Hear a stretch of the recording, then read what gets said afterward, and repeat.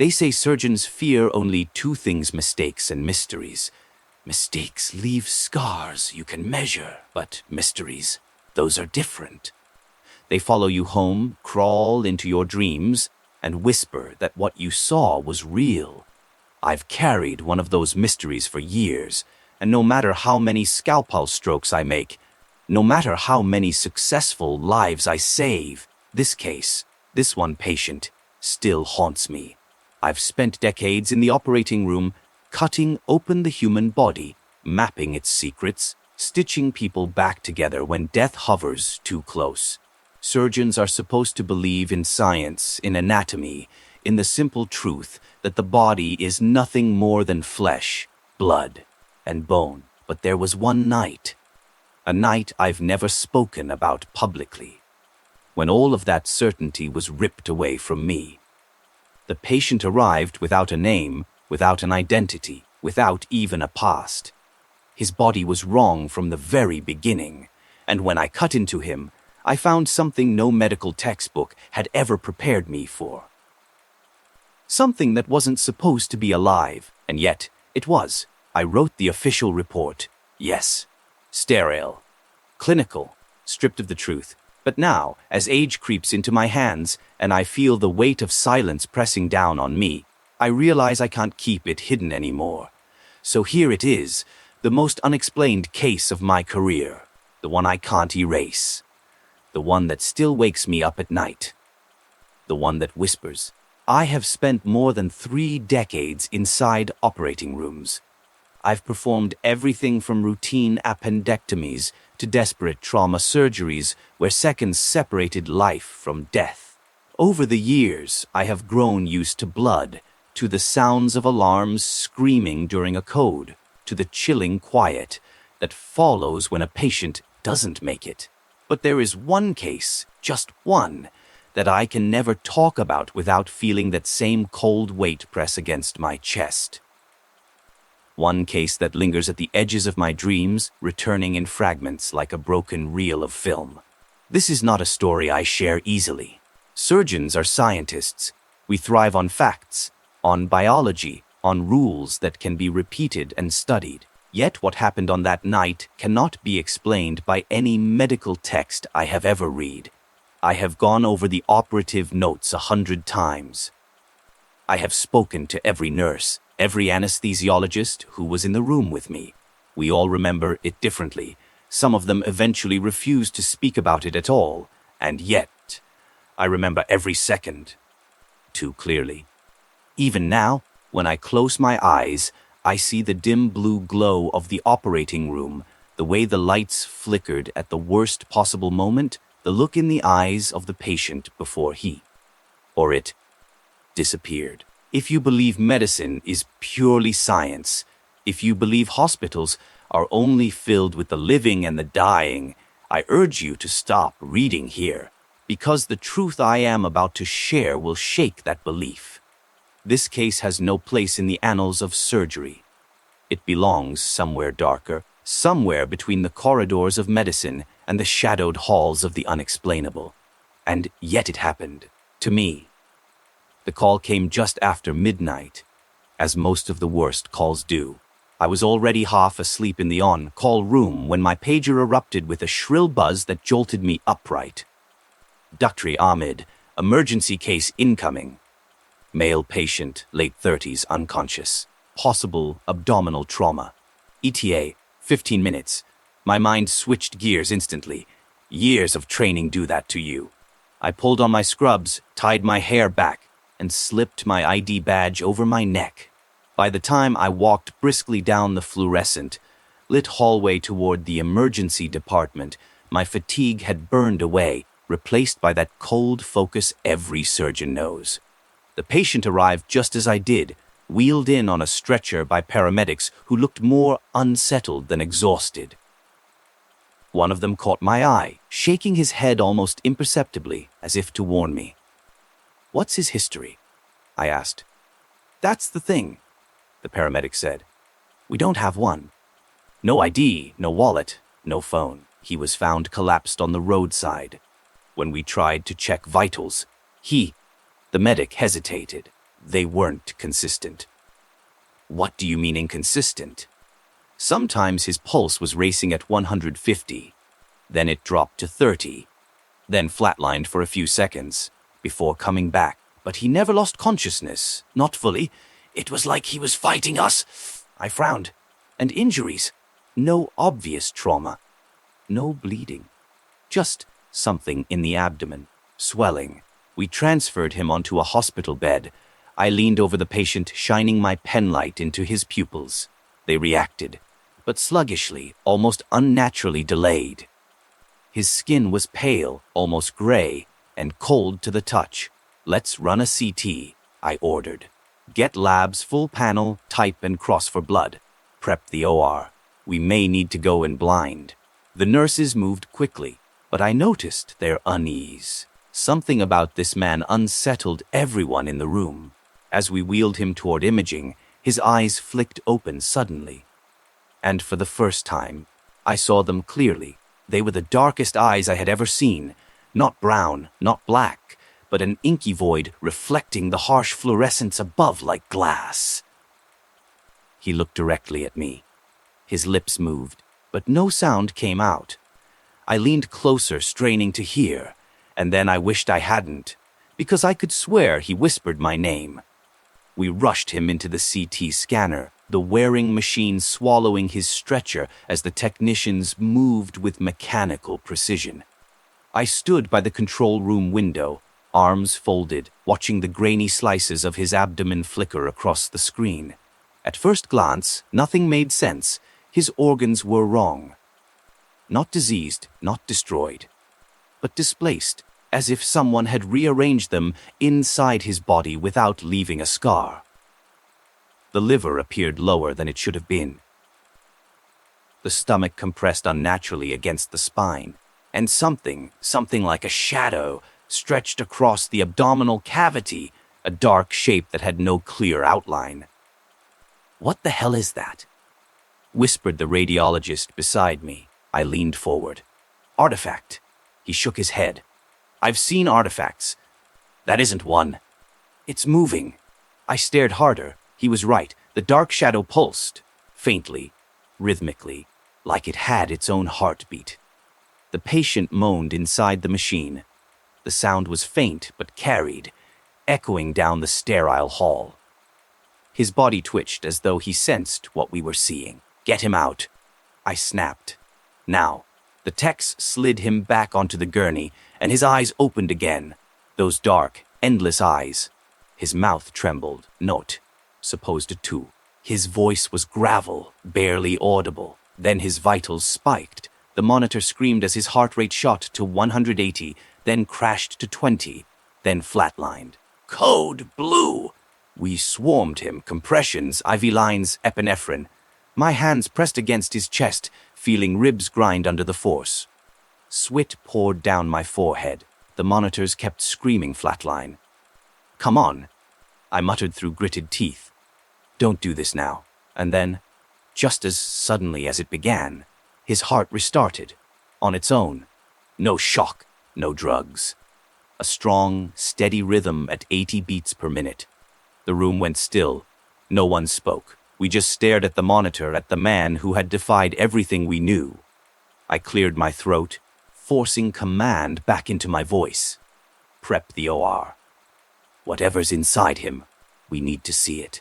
Now." 30 minutes later, I sat in my office, reviewing his file, or what little there was of it. No identification, no fingerprints in the database, no missing persons alert.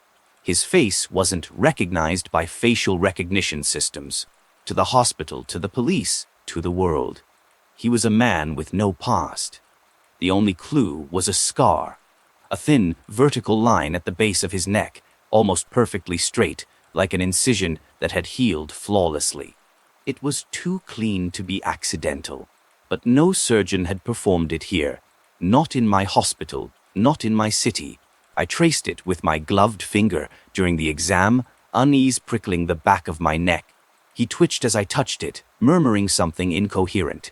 One of the nurses leaned in. "Doctor, do you hear that?" We all froze. It was faint, almost imperceptible, but coming from his chest, whispering. Not a wheeze, not the rattle of a struggling lung. Actual whispers, layered voices, speaking in a language none of us recognized. The nurse stepped back, her face pale. That's not possible. I forced myself to remain steady. Get anesthesia ready. We will open him up tonight. That night, as the OR was prepped and sterile lights blazed to life, I caught my reflection in the glass of the scrub room. My eyes looked older than I remembered. My hands trembled slightly, a surgeon's greatest enemy. I told myself it was fatigue. But deep down, I knew it was something else. For the first time in years, I was afraid. The operating room was too quiet. Usually, before a surgery of this magnitude, the space thrummed with controlled chaos. Nurses counting instruments aloud, anesthesia prepping their machines, techs adjusting the sterile field. Tonight, though, there was a weight in the air, a stillness that pressed down on us all.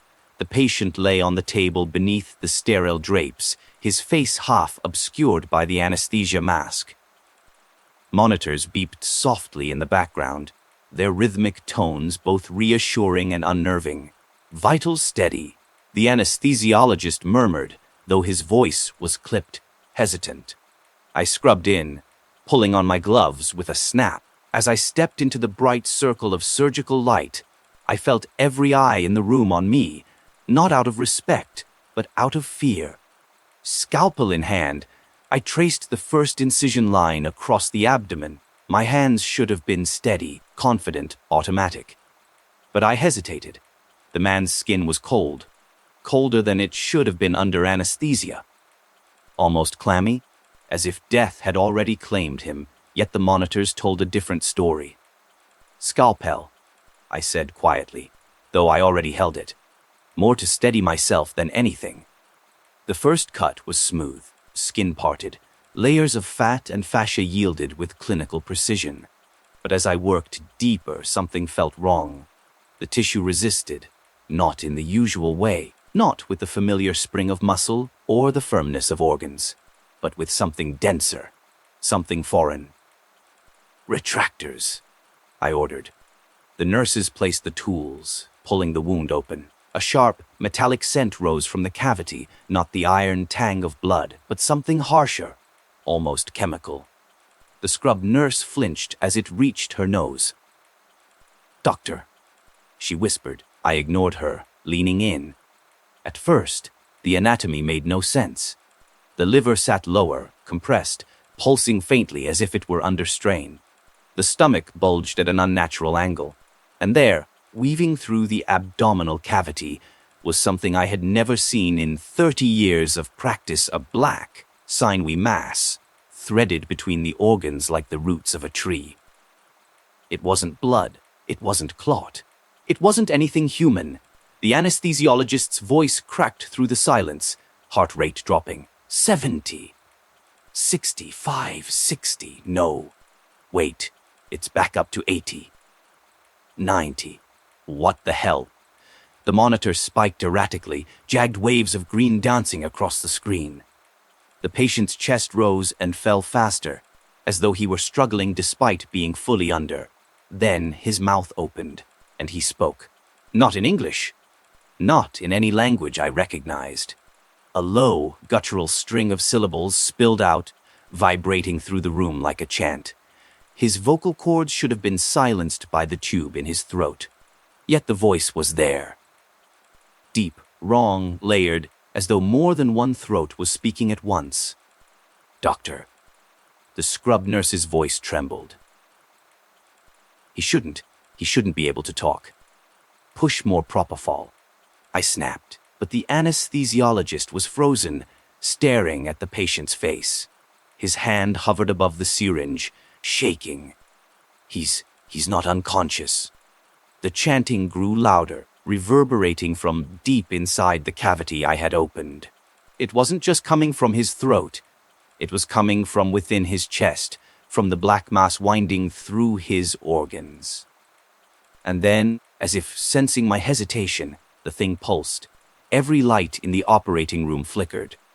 The monitor screamed flatline. "Doctor!" someone shouted, but I wasn't looking at the monitors anymore. I was looking into the open cavity of a man's abdomen where something moved. Something that wasn't supposed to exist. A ripple coursed through the black mass like a shiver, and for a heartbeat I saw something I will never forget, an eye. Perfectly round, glossy, and impossibly human, staring back at me from inside his body. I staggered backward, my gloves slick with sweat, and in that instant I knew we weren't operating on a man anymore. We were trespassing on something else. For a long moment no one moved. The oar, usually a machine of precise rhythm, had frozen in collective dread. The only sound was the relentless flatline from the monitor, a shrill tone that cut into the silence like a blade. "Start compressions!" I barked, forcing my own fear down. The anesthesiologist snapped out of his trance and moved to the head of the bed, beginning chest compressions as the nurse prepared epinephrine. But even as they worked, my eyes kept returning to the cavity in front of me. The eye was gone. The black mass lay still, twitching faintly as if mocking me. My heart hammered against my ribs, every instinct screaming that I had seen it, that it had been real.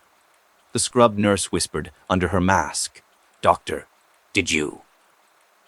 "Yes," I said tightly, cutting her off. I didn't want her words filling the air, giving form to what we'd all witnessed. "Don't talk, just focus." The epinephrine pushed. The compressions continued. The monitor flickered, then leapt back to life. 70, 80, 95. "He's back," the anesthesiologist said, but his voice was hollow, uncertain. The patient's chest rose again, steady, but as the rhythm stabilized, a low hum filled the room. At first, I thought it was the equipment, but then I realized it wasn't mechanical. It was coming from him, from the open wound. A vibration, soft but growing, resonated from the black mass entwined in his abdomen. Instruments on the tray rattled slightly, like something was humming through the metal itself. The overhead lights flickered once more, shadows stretching across the walls in strange, elongated shapes. The scrubbed nurse gasped, "Doctor, look." I turned, following her trembling finger. The CT scans we had pulled up earlier, still glowing faintly on the monitor in the OR corner, had begun to shift, not replay, not a glitch. Shift. The black shadow from the abdominal slice wasn't static anymore. It was moving, spreading across the frame like ink spilled into water. "That's impossible," the radiology tech whispered, backing toward the door. "That's not recorded data. That's life, impossible or not." I snapped, "Get that off the screen," but no one moved to touch the machine. We were all transfixed. The shadow on the scan pulsed in rhythm with the mass inside his body, rising and falling, a grotesque echo of a heartbeat. And then the monitor glitched again, briefly distorting the image. For less than a second, the patient's scan was replaced by a face. Not his face. Something else, eyes wide hollow, mouth opens in a silent scream. When the image cleared, the black shadow was larger than before. The hum from the body grew louder, vibrating through the soles of my shoes, crawling up my bones. The patient's mouth moved again, his throat straining against the endotracheal tube. His voice broke through, not the chant from before, but words. "Stop digging." The anesthesiologist recoiled. "Jesus Christ, he shouldn't be able to." "More paralytics," I ordered, but my voice trembled despite myself. The nurse fumbled with the syringe, but her hands shook so violently the needles slipped and clattered to the floor. The hum grew louder. The lights dimmed again, plunging half the OR into darkness. For a heartbeat, every shadow in the room seemed to stretch toward the table, reaching. And then the mass inside him moved again. Not just a ripple this time. It was written. The organs around it shifted unnaturally, sliding aside as if making room. The black roots coiled tighter, and another bulge formed just below the diaphragm. The tissue tore slightly, and something wet, glistening, began to push through. I leaned forward before I realized what I was doing. And then I saw it. Another eye, pressing outward from beneath the flesh, straining to look at me. "Doctor, what is that?" the scrub nurse whispered, her mask muffling a sob. I didn't answer, because I had no answer.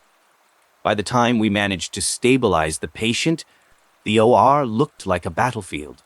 Instruments lay scattered where nurses had dropped them, sweat soaked through my gown, and every member of the surgical team wore the same expression, a mixture of disbelief and terror.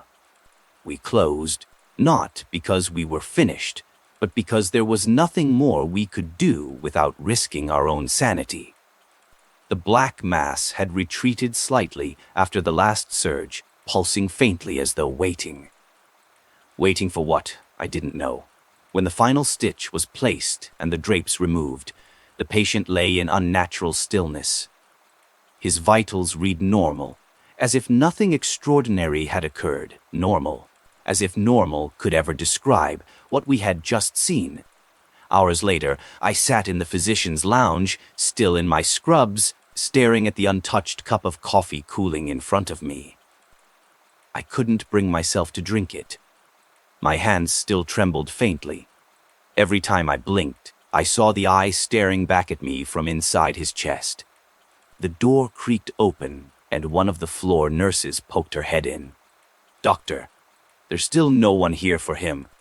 I frowned. No family? No relatives? Nothing. She shook her head. We contacted the police. They ran his face through the missing persons database. Nothing. "It's like he doesn't exist. Someone has to know him." The nurse hesitated. "Doctor, I've worked here for 15 years. I've never seen anything like this. No ID, no fingerprints, no matches, no family. He just appeared." Her words settled over me like a weight. A patient with no past. A man who existed only from the moment we found him. "Keep him under close observation," I said finally, forcing steadiness into my tone. "Notify me immediately if anything changes." She nodded but lingered at the door. "There's something else." I looked up sharply. "What?" Her eyes darted toward the hallway, as if afraid someone might overhear. "One of the night staff swears they saw someone outside his room." Tall man, standing perfectly still by the window. When they went to check, he was gone. I stared at her. "You're telling me we have a visitor?" She shook her head quickly. No one signed in. Security cameras didn't catch anyone. "It's just strange." "Strange," I repeated, the word tasting bitter. Everything about this case was strange. When she left, I finally picked up the coffee, though it was cold and bitter. I drank it anyway, if only to ground myself. The next morning, I returned to the ward where the patient lay. His body was recovering far too quickly. Incision line already knitting together, bruises fading like days had passed instead of hours. I stood at the foot of his bed, studying him. Who was he? Where had he come from? "Doctor," a voice said behind me.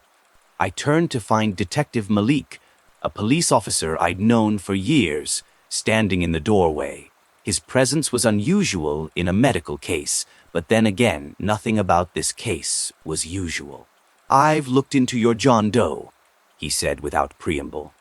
"He doesn't exist." I sighed. "I know." "The databases." "No," Malik interrupted. "You don't understand. We checked everything. No national ID, no passport, no driver's license. Even his fingerprints, they don't match anyone on record. It's as if he was never born." His words sent a chill down my spine. "That's not possible." Malik's expression was grim. "And yet, here he is, breathing in your hospital." He stepped closer, lowering his voice. "And the doctor, one of my officers who saw him last night, swears he heard something." Whispers, coming from the man's room. I didn't answer. What could I say? That I had heard them too. that they hadn't come from his throat, but from his chest. Malik studied me, his sharp eyes narrowing. "I don't know what you're dealing with here, but be careful. Something about this man isn't right." As he left, the patient stirred, his dark eyes opening just a fraction, and for the briefest moment I saw recognition there, as if he knew me, as if he had been waiting for me. The patient did not deteriorate as I expected. If anything, he grew stronger, too strong. By the second day post-op, his vitals were near perfect, the incision site, which should have been tender, inflamed, and oozing, looked like it had been healing for weeks. His skin was nearly smooth, sutures sinking into tissue that closed as though eager to erase the cut. Nurses reported that he opened his eyes frequently now, not fully, but enough to watch them, to follow them around the room. One nurse swore she heard him whisper her name, though she had never told him who she was. Another quit the shift early, claiming she felt someone breathing down her neck whenever she was alone in his room. I had dealt with anxious staff before, but this was different. Rational men and women, hardened by years of emergency work, began calling in sick. Some refused to go near his room at all, and I couldn't blame them, because I felt it too. Every time I stepped inside, the air seemed heavier, the fluorescent lights hummed louder, flickering slightly above his bed, and those eyes, dark voids, always found me. Watching, waiting. By the third day, I made the decision we had to go back in. Whatever that black mass was, we hadn't removed it. We hadn't even touched it. And it was growing. I could feel it. I could see it in the way his abdomen bulged slightly again, taut against the sutures. I signed the surgical consent forms myself. There was no family, no guardian, no one to make the call. Legally, ethically, the choice was mine, and I knew deep in my bones that if we didn't try again, something far worse would happen. But as the OR was prepped, my certainty faltered. In the scrub room, I washed my hands methodically, eyes fixed on the stream of water sliding over my skin. My reflection in the stainless steel mirror looked gaunt, eyes sunken. I had not slept. Every time I closed my eyes, I saw that impossible image. The eye inside his chest, staring back at me. The OR lights blazed behind the glass, too bright, almost sterile to the point of cruelty. The table stood ready, draped in blue, instruments lined like weapons waiting to be used. And yet, the atmosphere felt wrong. The hum of the machines was uneven, like a faltering heartbeat. Shadows clung to the corners of the room, despite the brilliance of the overhead lamps. As I stepped into the sterile field, one of the younger nurses whispered to another, too low for me to hear fully. But I caught fragments. Machines keep glitching. Felt something touch my arm. Don't want to be here. I wanted to reassure them, to tell them this was just another case. But I couldn't, because even as I looked around the room, I noticed something none of them had. The temperature had dropped. The air was cold enough that my breath fogged faintly against my mask. That had never happened in an OR before. The anesthesiologist, a seasoned veteran named Dr. Farid, tried to keep his tone light as he set up the drip. Strange case, huh? You think we'll actually find something this time? His attempt at humor fell flat. No one answered. The patient lay still on the table, eyes closed under the mask, body strapped into place. Yet even unconscious, he radiated presence, an unnatural heaviness that filled the room. As we positioned ourselves, I gave the order. Scalpel. The nurse handed it over. But her hand lingered, trembling slightly against mine. And in that fleeting contact, I realized the truth. None of us wanted to do this. Not because of fear of failure, but because deep down in places we didn't want to name, we all felt the same thing. That the patient didn't want to be cut again, and that he would fight us if we tried. I looked around the OR one last time, at the nurses pale and tight, lipped. At Dr. Farid, avoiding my eyes. At the glowing monitors, already flickering as though anticipating what was about to happen. Then I turned back to the patient and saw, with a chill that froze me where I stood, his eyes were open, wide open, and he was smiling. The OR was silent, too silent, the kind of silence that doesn't come from discipline, but from fear. Everyone's eyes were fixed on the patient. He wasn't supposed to be awake, but his eyes had opened. And that smile, that faint, curling grin remained even as the anesthesiologist pushed more drugs into his IV. Propofol in. Doctor, Farid murmured. His voice was steady, but his hands shook. That should keep him under. The patient's eyelids drooped, but not fully. His gaze stayed locked on me, heavy and knowing. I forced myself to move. My hand tightened on the scalpel. If I hesitated, if I gave in to the terror thrumming in my veins, we would all lose control of the room. Incision, I said flatly, and pressed the blade to his skin. The first cut parted flesh with clinical precision. But the sound, God, the sound. It wasn't the usual wet hiss of skin and muscle. It was sharper, like tearing fabric. The nurses flinched, their gloves tightening on instruments. As the retractors spread the wound, the same acrid, metallic odor filled the air again. Not blood, not infection. Something else, something is wrong. My stomach churned. I pushed deeper, layer by layer. And then the monitors began to scream. Heart rate spiked 140, 160, 180. Oxygen saturation dropped to the low 80s. The EKG jagged wildly, like the heart was both racing and failing at once. Doctor, we're losing him? Farid shouted. Keep him under! I snapped, though my own heart hammered like a drum. The black mass appeared again, writhing under the organs as though it had been waiting. But this time, it didn't retreat. It surged forward. The bowel shifted violently, not from peristalsis, but as though shoved aside by unseen hands. The mass coiled upward, sliding against my instruments, slick and resistant. It pulsed, and then it moved. Not like tissue, not like blood, like muscles, like intent. Retractors tighter, I ordered, though my voice cracked. The nurse obeyed with trembling hands, pulling the cavity open wider. That's when it happened. The mass lashed upward, sudden, violent, wrapping itself around the retractor. The nurse screamed as it yanked the instrument out of her hands, sending it clattering across the floor. Gasps filled the OR. The scrub nurse backed away, bumping into the wall. What the hell is that? Farid whispered, his eyes wide above his mask. I swallowed hard, staring into the wound. The black tendrils twitched like the legs of an insect, curling and uncurling, dripping with some dark fluid that steamed when it touched the drapes. It's alive, I whispered before I could stop myself. And then his chest heaved. The patient, fully under anesthesia, fully paralyzed, sat up slowly, mechanically, as if pulled by strings. The intubation tube strained in his throat, gagging him, but he didn't fight it. His eyes were wide open now, burning black. His smile widened, splitting his lips.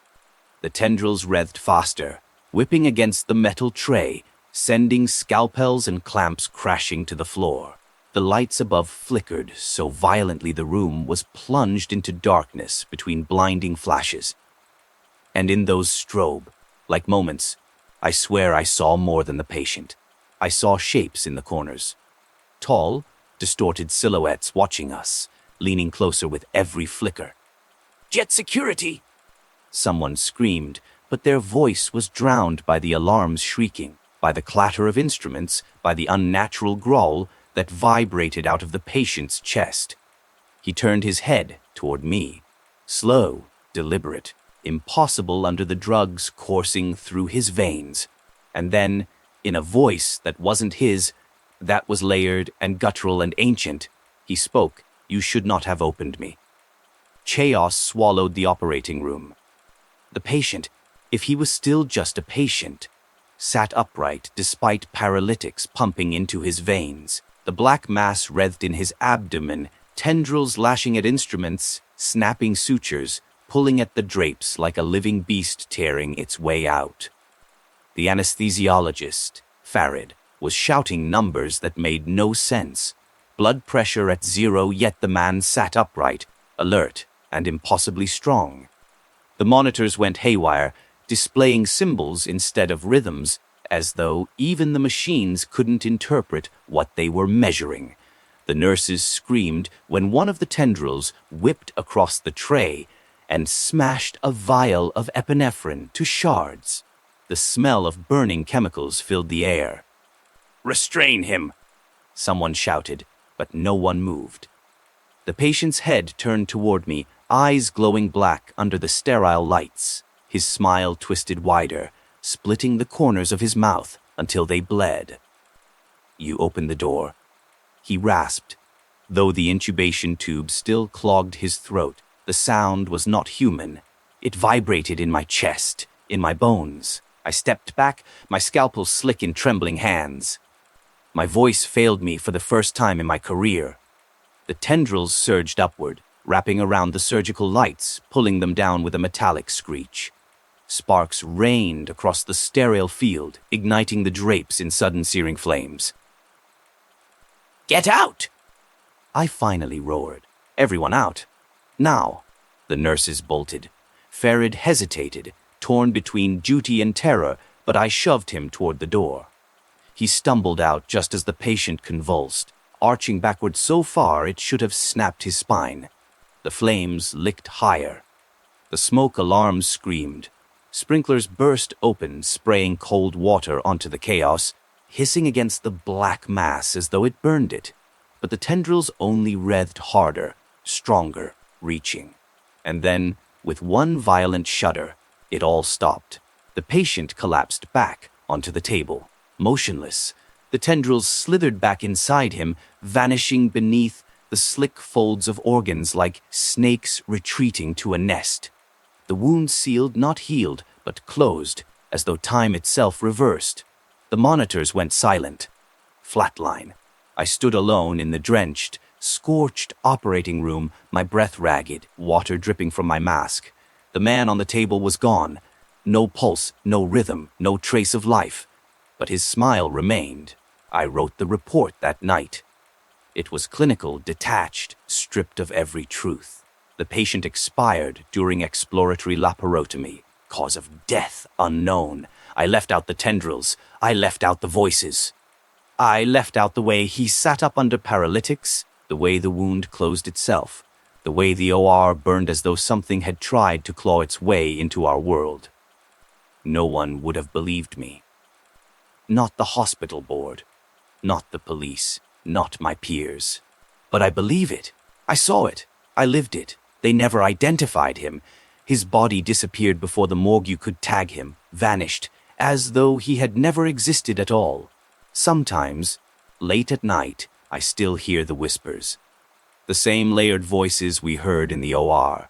They crawl through the walls of my house, through the quiet halls of the hospital, through the silence of my dreams. And I remember his words. You opened the door. I don't know what he was or what I let loose when my scalpel touched his flesh. But I know this, whatever it was, it didn't die on that table.